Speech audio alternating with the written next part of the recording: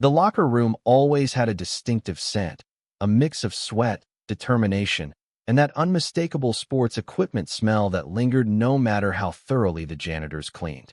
As the team's athletic trainer, I'd grown accustomed to it over the past 2 years. The fluorescent lights buzzed overhead as I organized my supplies, preparing for the inevitable line of athletes who would need my attention after today's particularly grueling practice. Coach Thompson had been pushing everyone harder than usual with championships approaching, and I knew my massage table would be in high demand. I loved my job, though. There was something deeply satisfying about helping these dedicated athletes recover, watching as my hands worked out the knots and tension that built up in their overworked muscles. I'd always been fascinated by the human body, how it moved, how it healed, how it responded to touch. That's what led me to become an athletic trainer in the first place. Plus, being around sports had always been my comfort zone, even if I wasn't quite good enough to play at this level myself. The sound of cleats on concrete echoed down the hallway as practice ended. Soon the locker room would be filled with exhausted players, their bodies pushed to the limit. I mentally prepared myself for the usual parade of sprains, strains, and requests for ice packs. What I wasn't prepared for was him. Marcus Rivera was the team's star wide receiver, tall, with broad shoulders that tapered to a narrow waist, and legs that seemed engineered specifically for explosive sprints down the field. His talent was undeniable, but lately, I'd noticed something off in his performance. His movements seemed slightly restricted, his usual fluid grace hindered by what I suspected was untreated muscle tension. As a professional, I'd observed this purely from a clinical perspective, or at least, that's what I told myself. The practice had been particularly intense today. I'd watched from the sidelines as Coach Thompson ran drill after punishing drill. The summer heat was unrelenting, causing sweat to pour down the players' faces and soak through their practice jerseys. The air was filled with the sounds of heavy breathing, the sharp whistle blasts from the coaches, and the occasional grunt of effort or frustration. What stood out most was the camaraderie, the way teammates would lift each other up after a tough play, the good-natured ribbing, the collective drive to push beyond their limits. It was like watching a brotherhood in action. These guys spent so much time together that they developed bonds that went beyond simple friendship. They anticipated each other's movements, communicated with just a glance, and protected one another both on and off the field. Marcus had been working especially hard, running route after route with an intensity that bordered on punishing. I could see the determination in his eyes, but also something else, a tension that seemed to run deeper than physical exertion. Several times, I noticed him stretching his shoulder, rotating it with a slight grimace that most people would miss. But I didn't miss it. Noticing these subtle signs was literally my job. As practice wound down, the players began trudging toward the locker room, their bodies heavy with fatigue. I packed up my sideline kit and headed back to my training room, expecting the usual post-practice rush. What I didn't expect was for Marcus to be waiting outside my door, leaning against the wall with an uncharacteristic vulnerability in his posture. "Hey," he said simply, his voice lower than usual. "Got time for one more?" I tried to maintain my professional demeanor despite the unexpected flutter in my chest. "Of course. What's bothering you?" "Everything," he said with a half-laugh. "Coach is trying to kill us. But mostly my right shoulder and upper back. Been giving me trouble for weeks now." I nodded, trying not to show my surprise that he'd been dealing with this for so long without coming to see me. "Come on in. Let's take a look." The training room was my domain. Clinical, yet comfortable, with the massage table centered under the best lighting. The walls were lined with cabinets containing supplies, and anatomical posters hung as both decoration and education. I gestured toward the table. "You'll need to remove your shirt so I can properly assess the affected areas," I said, turning to wash my hands at the sink, giving him privacy and myself a moment to collect my thoughts. When I turned back, Marcus was sitting on the edge of the table, his practice jersey and compression shirt discarded beside him. I'd seen countless athletes shirtless before, it was part of the job, but something about Marcus made me pause. His skin was smooth over defined muscles, still slightly damp from practice. A tattoo I hadn't known about curved around his left shoulder, some kind of stylized wave pattern that seemed to flow with the contours of his body. "Lie face down," I instructed, my professional training kicking in. "Let me know if anything hurts more than it should." As he positioned himself on the table, I warmed some oil between my palms. I'm going to start with a general assessment, just to locate the problem areas, I explained. Then we'll do some deeper work on the specific knots. My hands made first contact with his skin, and I felt him tense slightly before relaxing under my touch. I started with broad, sweeping motions across his back, shoulders, and neck, getting a sense of where the tension was concentrated. As I suspected, his right trapezius was incredibly tight, and there was significant tension along his rhomboids. "You've got some serious knots here," I commented, pressing my thumbs experimentally into a particularly dense area. "How long has this been bothering you?" He winced slightly at the pressure. "A couple months, maybe. Gets worse after games. I've just been pushing through it." "That's not really the best approach," I said, working my way methodically across his upper back. "Ignoring pain like this can lead to compensatory movements that affect your performance and can cause injuries elsewhere." "Yeah, well," he murmured, his voice muffled against the face rest, "can't afford to show weakness." There was something in his tone that made me pause. There's a difference between weakness and taking care of your body, you know. Even the pros need maintenance. As my hands worked deeper into his muscles, I could feel the knots beginning to release. His breathing deepened, and I noticed goosebumps rising on his skin as I found particularly sensitive areas. The room felt suddenly warmer, more intimate. The usual professional distance I maintained seemed to be shrinking with each passing minute. "That feels amazing," he said softly as I worked through a particularly stubborn knot. "You've got magic hands." I smiled, though he couldn't see it. Just years of practice and a good understanding of anatomy. As I continued the massage, my movements became more focused, more deliberate. I found myself noticing details I typically wouldn't: the exact curve of his spine, the way his muscles shifted beneath my fingers, the soft sound of his breathing. The atmosphere in the room had changed subtly, charged with something I couldn't quite name but could definitely feel. "So," I said, partly to break the growing tension and partly out of genuine curiosity, "what's been going on?" This kind of tension usually builds up over time, often from stress as much as physical exertion. There was a long pause, and for a moment I thought he might not answer. Then he sighed deeply. "Everything's just intense right now. Coach has these expectations. The scouts are watching every move.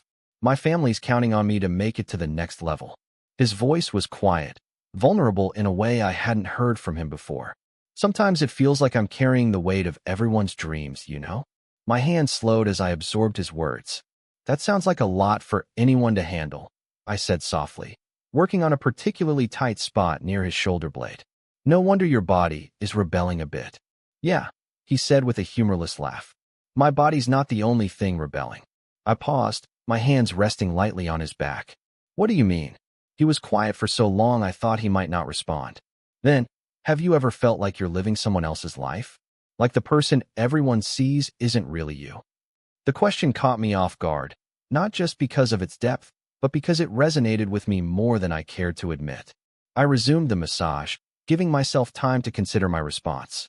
"I think everyone feels that way sometimes," I said carefully. "We all have parts of ourselves we keep hidden." "What do you hide?" he asked, turning his head slightly as if trying to see my face. My hands faltered for just a moment.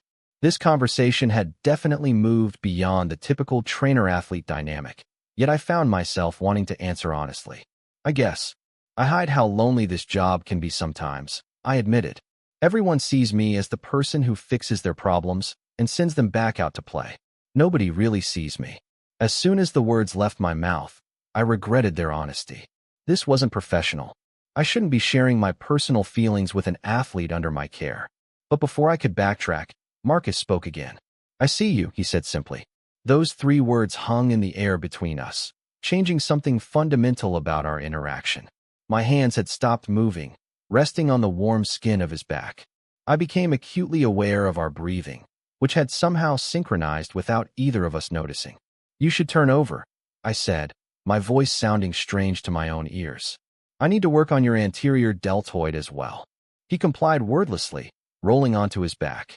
Our eyes met as I positioned myself at the head of the table, and there was an intensity in his gaze that hadn't been there before, or perhaps I just hadn't allowed myself to notice it. As I began working on his shoulder from this new angle, the atmosphere in the room shifted yet again. There was a tension now, an awareness that couldn't be ignored. My fingers traced the contours of his muscles with clinical precision, but each touch felt charged with meaning. "You never answered my question," he said quietly. "About what you hide." I focused on a knot near his collarbone, buying time. "I think I did answer." "Not completely," he countered, his eyes never leaving my face. "There's more, isn't there?" My heart was pounding now, loud enough that I wondered if he could hear it. This was dangerous territory. Professional boundaries existed for a reason. And yet, yes, I admitted finally. "There's more." His hand moved then, catching my wrist gently as I worked. The contact sent a jolt through me that had nothing to do with professional assessment and everything to do with the way his skin felt against mine. "I've watched you," he said, his voice low. "The way you move around the training room. The care you take with everyone. Your focus when you're working. I've noticed you noticing me, too." I should have pulled away. I should have redirected the conversation to safer ground. Instead, I found myself frozen, caught in the gravity of the moment.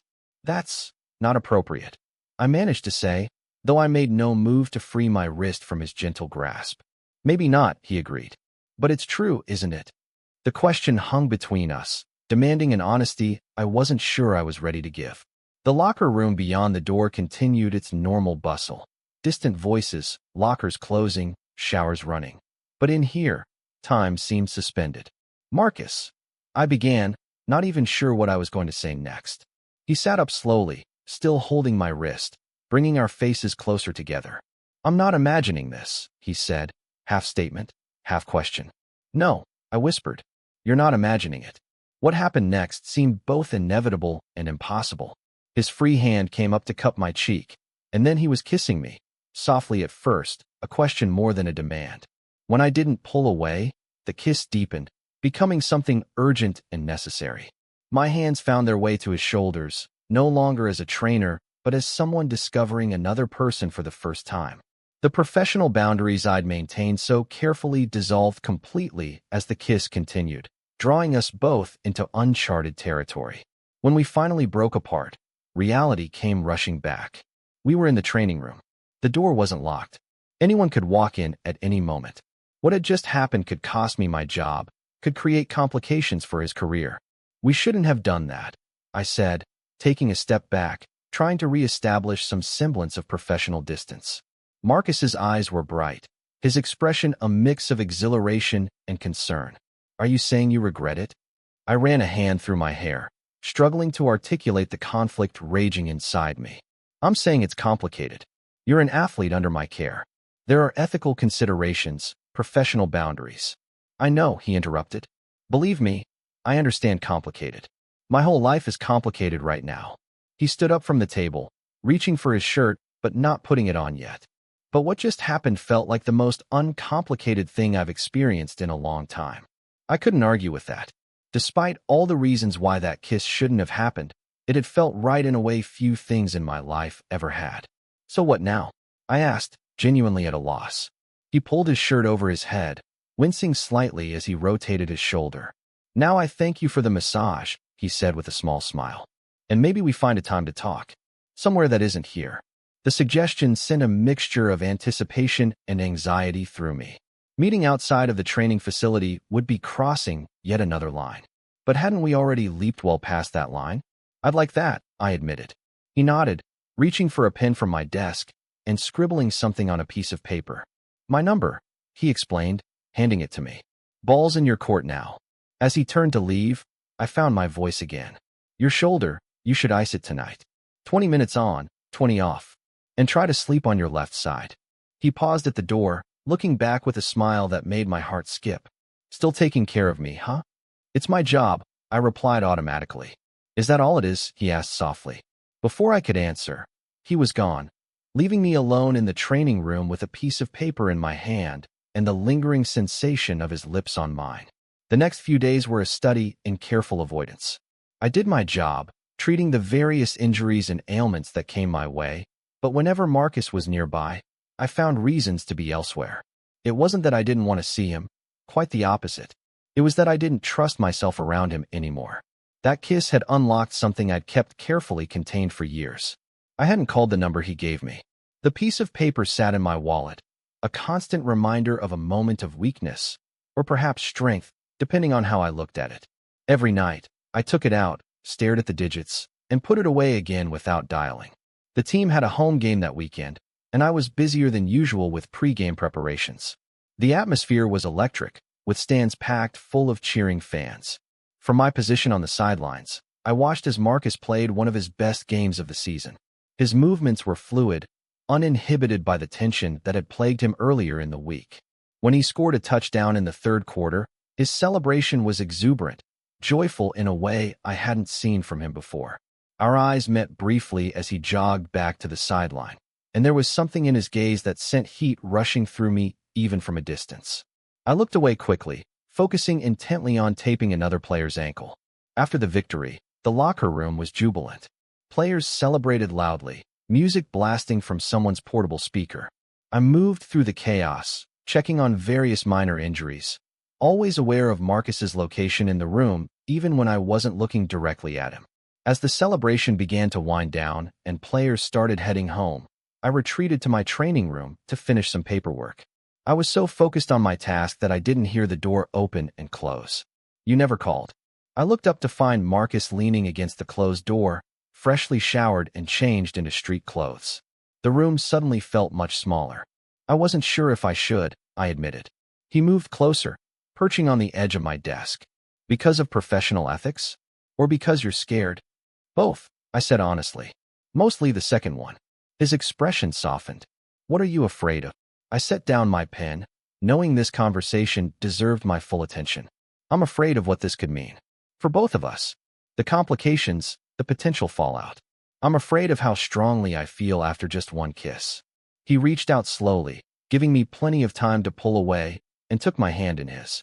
I'm scared too, he confessed. But I'm more scared of not exploring this. Of always wondering what might have happened if we'd been brave enough to try. His words resonated deeply. Wasn't that always the greater regret in life? Not the things we did, but the chances we didn't take?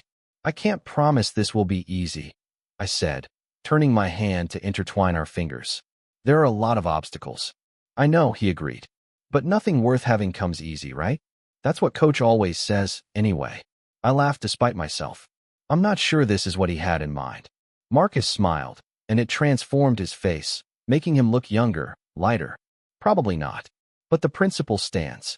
He tugged gently on my hand, pulling me closer until we were standing face to face. Have dinner with me tomorrow night, he said. Not here. Not as trainer and athlete. Just as us. The invitation hung between us, a doorway to something new and unknown. I knew what the professional response should be. I knew what the safe response would be. But in that moment, with his eyes holding mine and his hand warm against my skin, I couldn't bring myself to say anything but the truth. Yes, I said simply. I'd like that. His smile widened, and then he was kissing me again. A brief, sweet contact that held the promise of more to come. When he pulled back, there was a lightness in his expression I hadn't seen before. Tomorrow, then, he said, releasing my hand reluctantly. I'll text you the details. After he left, I sat back down at my desk, my paperwork forgotten. I had just agreed to step over a line I'd always been careful to maintain. But somehow, instead of anxiety, what I felt most was anticipation, a sense that something important was beginning. The restaurant he chose was small, intimate, and importantly, far enough from campus that we were unlikely to run into anyone we knew. I arrived first, nervously adjusting my clothes. Nicer than my usual work attire, but still casual enough not to seem like I was trying too hard. When Marcus walked in, heads turned. It wasn't just his athletic build or his good looks, though both were undeniable. It was the confidence in his movement, the way he carried himself. And yet, as he approached my table, I could see a hint of nervousness in his eyes that matched my own. You came, he said as he sat down across from me, as if he'd half expected me to change my mind. I said I would. I replied with a small smile. The conversation flowed more easily than I'd anticipated. Away from the training facility, we discovered shared interests in music, films, even a mutual love for the same obscure science fiction author. He told me about growing up with three sisters who still teased him mercilessly despite his athletic achievements. I shared stories about my journey through school, the detours I'd taken before finding my calling in sports medicine. As the evening progressed, I found myself relaxing, laughing more freely than I had in months. There was an ease between us that belied the complexity of our situation. When his foot accidentally brushed against mine under the table and stayed there, the contact felt both thrilling and natural. "Can I ask you something personal?" he said as we shared a dessert, his fork pausing midway to his mouth. "You can ask," I replied cautiously. "I might not answer." He nodded, accepting the boundary. "Have you ever done this before? Gotten involved with someone you work with?" I shook my head firmly. "Never. I've always been extremely careful about maintaining professional boundaries." "What's different this time?" he asked, his gaze intent. The question made me pause, forks suspended over the chocolate cake between us. What was different? Why, after years of strict professionalism, was I sitting in a restaurant with an athlete under my care, my heart racing every time our hands accidentally touched? "You," I said finally, the simple truth of it surprising even me. "You're what's different." His smile in response was worth every bit of uncertainty I'd felt. After dinner, we walked together through a nearby park, the evening air cool against our skin. When his hand found mine, fingers intertwining naturally, it felt like a step across a threshold, small but significant. "I should tell you," he said as we paused near a fountain, its water catching the moonlight. "This isn't just a casual thing for me. I don't know exactly what it is yet, but it's not. I'm not just." "I know," I assured him, squeezing his hand. "It's not casual for me either." Relief washed over his features. "Good. That's good."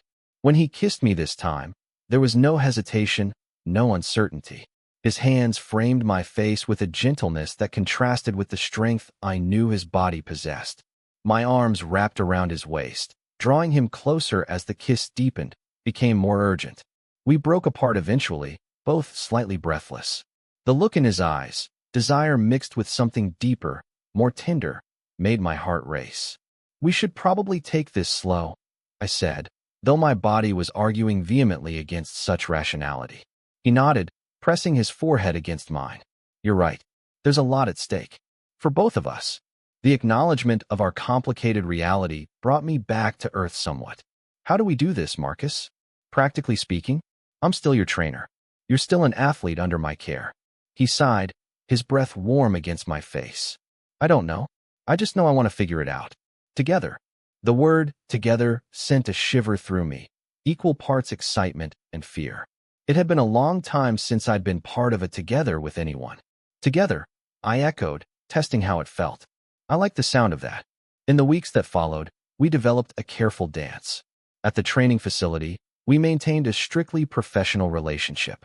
I treated his injuries with the same clinical detachment I showed all the athletes. He followed my rehabilitation instructions diligently. To anyone watching, nothing had changed. But away from prying eyes, we were creating something new and precious. Dinners at out-of-the-way restaurants, walks in parks across town, quiet evenings at my apartment, talking until the early hours of the morning, learning each other's stories, each other's bodies. It wasn't always easy. There were times when the secrecy felt burdensome, when the fear of discovery cast a shadow over our happiness. There were moments of doubt, of wondering whether what we were building was worth the risk. But then there would be moments of such perfect clarity, Marcus laughing at something I said, his head thrown back and joy radiating from him.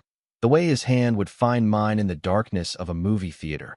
The vulnerable look in his eyes as he shared his fears about the future, that all doubts would dissolve. We were careful, but not careful enough. Looking back, it was inevitable that someone would notice eventually. The lingering glances, the way we gravitated toward each other in any room. The subtle changes in both of us that spoke of newfound happiness. It was one of the assistant coaches who first became suspicious.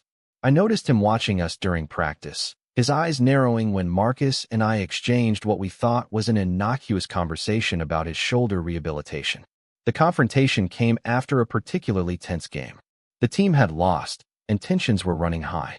I was in my training room, organizing supplies, when the assistant coach appeared in the doorway. "We need to talk," he said without preamble, closing the door behind him. My stomach dropped, but I maintained a calm exterior. "What can I help you with, Coach Davis?" He leaned against the door, arms crossed. "I'm going to be direct. Is there something going on between you and Rivera?" The question, though expected, still hit like a physical blow. I considered lying, but something in his expression told me he already knew the answer. Why do you ask? I hedged, buying time to think. Don't insult my intelligence, he said, not unkindly. I've been coaching for 20 years. I know what I'm seeing. I set down the rolls of tape I'd been organizing, my hands suddenly unsteady. It's complicated. He nodded slowly. It always is. Look, I'm not here to judge you. What you do in your personal life is your business. But when it affects my team, it doesn't. I interrupted, perhaps too quickly. We've been extremely careful to keep our professional relationships separate from whatever else is happening. Coach Davis sighed, running a hand over his face. That's a nice theory. But in practice, these things have a way of spilling over. And Rivera's been playing differently lately. More focused in some ways, more distracted in others. I hadn't noticed any significant change in Marcus's performance. But then again, I might not be the most objective observer. What are you going to do? I asked quietly. He studied me for a long moment. Nothing. For now. But I'm giving you both a warning. Be smarter. Be more careful. And if I start to see his performance suffer, or if this becomes a distraction for the team, I'll have to take it to Coach Thompson. Relief washed through me, followed quickly by renewed anxiety. I understand. Thank you. He moved toward the door, then paused with his hand on the knob. For what it's worth, he seems happier. Less wound up. That counts for something in my book. After he left, I sat heavily in my chair, the full weight of the situation crashing down on me. This was the first crack in our careful facade, and it had come sooner than I'd expected. When I told Marcus about it later that night, his reaction surprised me. Maybe it's time to stop hiding, he said, pacing the length of my living room. I'm tired of pretending you're just my trainer when we're around the team. I'm tired of calculating every interaction to make sure it doesn't look suspicious. Marcus, I said cautiously, you need to think about what you're saying. Coming out, about us, about yourself, that's a big step, especially in your position. He stopped pacing, turning to face me with an intensity that took my breath away. Don't you think I know that? I've been thinking about nothing else. My whole life, I've been what other people wanted me to be. The perfect son, the star athlete, the straight guy who dates cheerleaders because that's what's expected. He crossed the room to sit beside me on the couch, taking my hands in his. But when I'm with you, I feel like myself for the first time. No pretending, no performance, just me. And I'm starting to think that's worth whatever consequences come with it. His words touched something deep inside me, a longing for that same authenticity. But fear still gripped me. What about your career? The Scouts? Everything you've worked for? He shrugged, though I could see the concern behind the gesture. If they don't want me because of who I love, then maybe I don't want them either. The word love hung in the air between us, neither of us having used it before this moment. I felt it catch in my chest, expanding into something warm and bright. Is that what this is? I asked softly. Love. His expression softened, vulnerability replacing determination. For me? Yes. I love you. I think I have since that first massage, when you saw me, really saw me, in a way no one else ever has. The admission broke something open inside me, releasing feelings I'd been carefully containing. I love you too, I whispered, the words feeling both terrifying and absolutely right. That's why I'm scared. I don't want to be the reason your dreams get derailed. He cupped my face in his hands, his touch gentle but sure. You're not derailing my dreams. You're becoming part of them. We made love that night with a new intensity, the acknowledgement of our feelings adding depth to every touch, every kiss. Afterwards, lying tangled together in my bed, we talked about what coming out might mean, for him, for us, for the future we were beginning to imagine together. The decision, when it came, wasn't dramatic. There was no grand announcement, no press conference. Instead, it was a series of small choices that gradually brought our relationship into the open. Marcus started by telling his closest friend on the team, a linebacker named Jamal, who responded with a shrug, and, about time you admitted it, man. You've been looking at him like he hung the moon for months. I had a similar conversation with the head athletic trainer, my direct supervisor, who was concerned about professional ethics, but ultimately supportive as long as we maintained appropriate boundaries in the training room. The ripples spread outward from there. Some reactions were positive, others less so. There were uncomfortable conversations, awkward silences, and a few painful confrontations. But there was also surprising support from unexpected quarters. The head coach, after an initial period of adjustment, made it clear that he judged his players by their performance and character, not their personal lives. The most difficult conversation was the one Marcus had with his family. I waited anxiously at my apartment while he drove home for the weekend to tell them in person. When he returned, his eyes were red from crying, but there was a peace in his expression I hadn't seen before. "My mom already knew," he said with a watery laugh as I held him. "Said she was just waiting for me to figure it out for myself. Dad's going to need more time, but he didn't kick me out or disown me, so that's something." As the weeks passed, the initial stir of gossip and speculation began to die down. Marcus continued to play brilliantly, silencing those who had predicted his performance would suffer. I maintained my professional reputation by being scrupulous about boundaries at work, even as our relationship deepened outside of it. There were still challenges, of course. An opposing team's fans who chanted homophobic slurs during an away game. A scout who made thinly veiled comments about distractions and lifestyle choices. The occasional teammate who became uncomfortable in the locker room. But for every negative, there seemed to be multiple positives. The younger players who looked to Marcus as a role model for being authentic. The parents who thanked him for showing their kids that they could be both gay and athletic. The quiet transformation in the team culture toward greater acceptance and openness. 6 months after our first kiss in the training room, we moved in together. A year after that, with Marcus's college career coming to an end and professional prospects on the horizon, he proposed during a hike to the top of a mountain overlooking the city where we'd met, where we'd fallen in love, where we'd learned to be brave together. Standing there with the ring on my finger, his arms around me, and the world spread out below us, I thought about that first massage, how my hands had found not just knots in his muscles, but a path to a life I hadn't dared to imagine for myself. "What are you thinking about?" he asked, pressing a kiss to my temple. "About how sometimes the most unexpected turns in life lead us exactly where we're supposed to be," I replied, leaning into his embrace. "And about how grateful I am that you needed that massage after practice." He laughed, the sound carrying across the mountaintop. "Best muscle knots I ever had." As we made our way back down the mountain, hand in hand and no longer hiding, I realized that what had begun as a professional transgression had become the most honest thing in my life. In trying to help Marcus heal, I had found my own healing, my own truth, my own love story, one that had started with my hands finding more than knots in a locker room after practice. Total _char_count, 18,833.